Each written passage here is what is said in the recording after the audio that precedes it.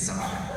Because we try to keep it inside, because it's like we don't know anything. Like, you just know how to tile the house, refixture the lamp, you can do the plumbing, you just know it. Like, I don't know, where'd you learn all that stuff? Yeah, he just knows. I don't know nothing. But I try to keep it in. I try to at least act strong, you know what I'm saying? I try to act, me and guys, Corey, we try to act strong, but now kids these days, it's over. Like, let me ask you, what would happen if it was a little chilly outside? Let's say you go outside, it's like 15 degrees, you're wearing a t-shirt, right? What's your name again?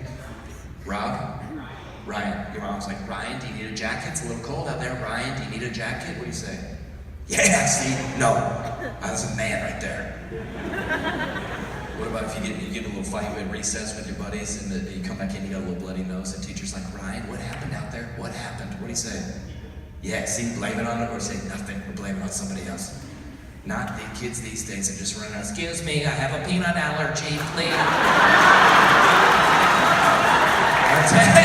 Attention, everyone, I am a very weak person, I'm very sensitive, I'm offended by everything I read on the internet, attention. I can't eat peanuts, I can't smell peanuts, I can't look at peanuts, I can't even watch Snoopy. I'm very sensitive. Like, I know allergies exist. I know it's a real thing. I know, I'm just saying, keep it in. Be strong. Like, project some strength, please. Just project some strength. People just, like, and ladies, I love you to death, I really do, but we gotta stop with these t-shirts. Namaste in bed. Feed me tacos and tell me I'm pretty. Fitness, more like fitness pizza in my mouth. Allergic to mornings. I woke up like this. Well, it doesn't look good, okay? It doesn't look good. Clean it up, okay? It's embarrassing. At least project some strength, you know what I'm saying? I don't know why these terrorists keep trying to take out buildings. Honestly, if they just took out the cell phone towers, we'd all be dead in 2 days. Every American dead 2 days, guarantee it. We don't know how to eat, we don't know how to find our way home, I don't know how to navigate, I don't know how to find a girlfriend, like, it's over. Lucky people that do find food, like, what's the point of eating it if we can't Instagram it, like... It's over, it is over. And we need a sign for everything. Everywhere we go, we need a sign now. It used to be, people were just smart, people just had common sense. Now, everywhere, no running, no walking, here's a curb, step up, okay. Before there was no sign, people were tripping and dying. We gotta get a sign up, people don't see it. Attention, stool approaching, okay.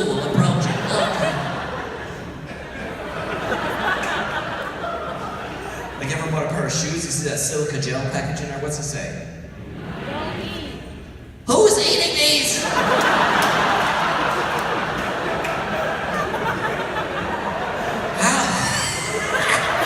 How many people have died?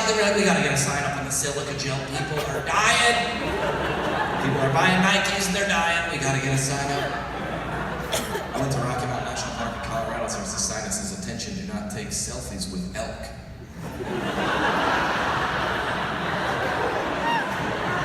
Dude, listen, I love Jesus. We gotta take these signs down and start weeding some people out. I'm sorry. It's unbelievable. People, but like Lewis and Clark, think about it. Cross the Rocky Mountains in a horse and a cart. We can't even cross an intersection. Like, what did we do before the days of the...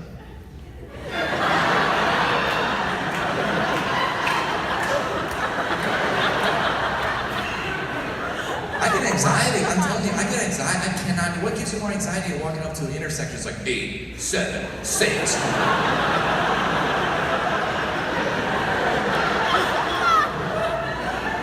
Go! What is squirrel? Go!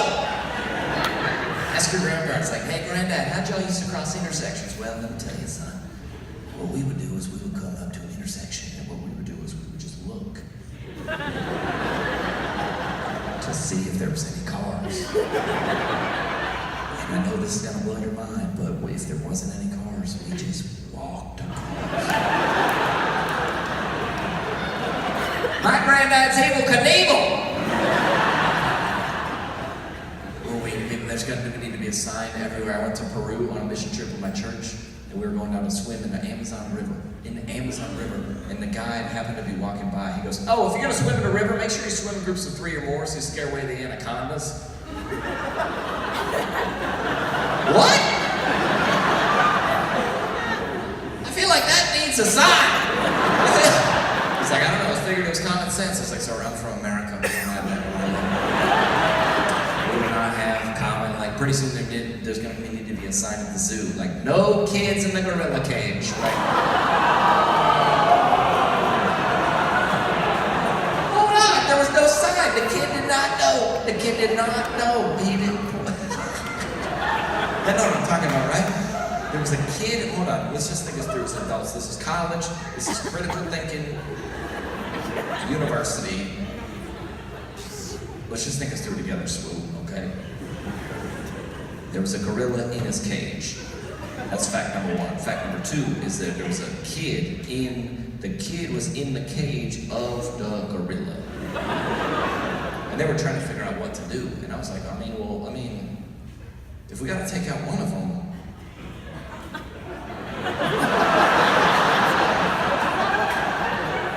I don't know if we made the right choice. I think we did. How would you feel if you were just sitting in your cubicle on Tuesday afternoon, just typing away at the office, and then a Bengal tiger walked in and they shot you?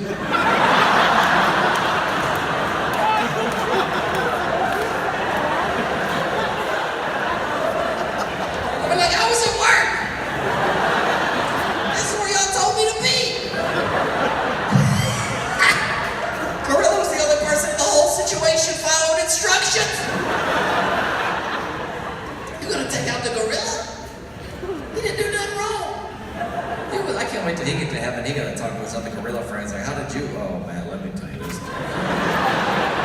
You would not believe what happened. Y'all were fighting in the Congo and stuff like that. I was in Cincinnati Zoo, eating a banana. And this kid had come in there, and I didn't even touch it. I did drag him through the water a little bit. This kid had to come, and I saw him on a banana. I was like, if he comes over this ledge, I'm gonna discipline this kid a little bit." They shot that gorilla. It was crazy. I read the whole story. It said that gorilla was the central attraction of a zoo that brings in $150 million in revenue a year. $150 million. I was like, man, this kid better go on to be successful. Like if he started working at Chipotle, we made a bad investment. That's all I'm saying. People are weak, dude. People are getting weaker. And listen, my churches, we're not helping anybody either. We got gluten-free communion at my church. Gluten-free. Somebody must have died at communion. We need gluten-free options. We need gluten-free options. We're gluten-free. I would just wish for once a pastor would be like, go somewhere else. Pastor, I'm leaving it up to you, please. If somebody comes gluten-free, just say, get out. I cannot deal with the people. Just pack your own lunch if you're gluten-free, okay? Somebody must. I always wonder if you get to heaven, you gotta check in, you gotta tell them how you died. You ever think that? You know what I'm saying? Please don't. Like I'm saying, if you checked in, you know what I'm saying? You'd be like, what happened? You're like, gluten communion got me. Did you pray? Yeah, well, we ain't answering that prayer request, okay? So don't even send that one up here. I'm just saying, if you got to heaven, you're like, what happened? You're like, I died of tuberculosis. I was a missionary in Africa. They'll be like, welcome in. Who's next? I was a missionary in China. I got shot smuggling Bibles across the border. They'll be like, welcome in. I don't think anyone from America's getting in. Like, what happened to you? I had an anxiety attack because I lost my fidget spinner.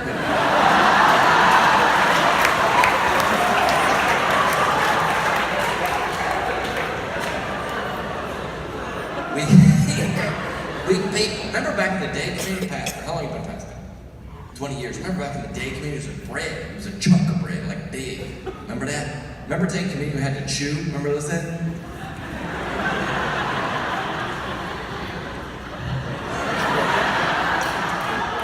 You want to go to lunch? No, I'm good. I just had communion. I'm straight. That was big. Remember how you had to get the bread and dip it? Remember dipping it in the juice? After like 30 people through, there's that film on the top of the juice. There's a hangnail in there. Nobody got sick. Remember, nobody got sick. Now everybody, like, like pretty soon, it turned into, I don't know, what do you guys do for communion now? What do you guys do? You got rip and dip? My man, we need t-shirts, rip and dip. Okay. I'll get some t-shirts. What do you do, rip and dip? All right, yeah. It just changed, and it turned into like a cracker. I don't know where it turned into a cracker. I'm trying to think of a word that goes with like lacquer and cracker. I don't know, so I'll figure something out, it'll come to me. Then it turned into a wafer. I don't know why, it's a wafer. You can barely taste it. It'll dissolve on your tongue, you can barely taste it. I wouldn't be surprised if soon churches were like, we're just gonna put a piece of bread up on the screen, okay? Just look at it, take a deep breath, I don't know. If you're allergic, there's a safe space in section 4.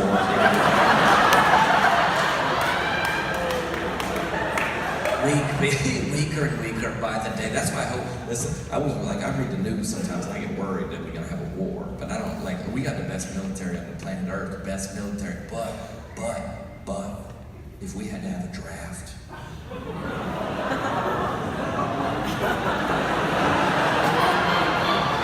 With this group of 18 to 25-year-olds we got running around this country, just a bunch of life coaches and bloggers, we'll help.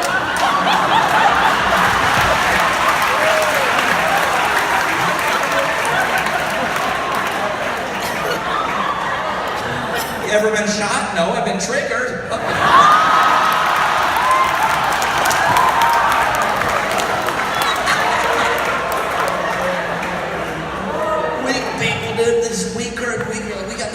What if we have to defend the country?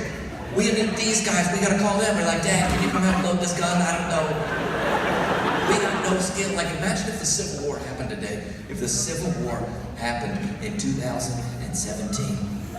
With this group of kids we got running around, we'd win the battle. We wouldn't even make it to the field.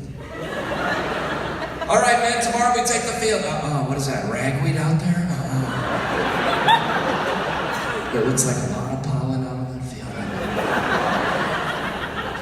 Text the general, can we delay the battle till April? I'm having an allergic reaction, I don't have my inhaler.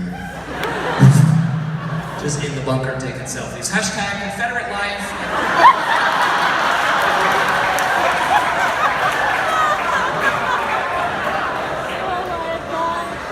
Just stuffing a musket while taking an inhaler at the same time. That looks like a lot out there. I don't know if I can do it. Abraham Lincoln, not my president.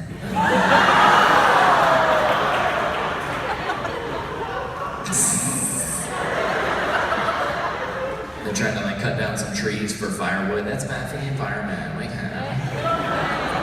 all right, I'm gonna go take the field. You need a shield? No, just use essential oils. Oh.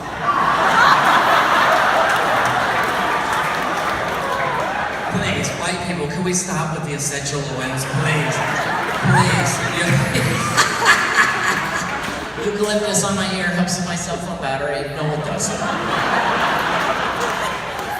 You gotta stop. It's just like activities for rich white women. That's all essential oils is. That's why they have the name of essential, because some people were like, this doesn't seem essential. If we call it essential, then we're like, we gotta buy it. It costs $30 for 4 ounces. Somebody said one time, oh, John, you make fun of essential oils? Did you know that Jesus used essential oils? What do you have to say about that? You know about gold, frankincense, and myrrh? Okay. He got that for the gift for his birth, okay? Gold, I guarantee you Mary re-gifted that to the innkeeper before she left. We gotta load up the donkey. Take the gold, leave the frankincense and myrrh. I don't know, tell him if you rub it on his forehead, he'll get more guests at the hotel. I don't know. Just make something up. I'm sure they'll buy it. It'll be perfect. Okay, knowing that joke, I gotta tell you. Yeah, we just a lot of the essential oils. I don't know. We gotta figure it out. But we're just weak people. Like my roommates, all they ever do is play video games all day. I'm like, ask me to stop playing video games. My roommate goes, dude, we're different.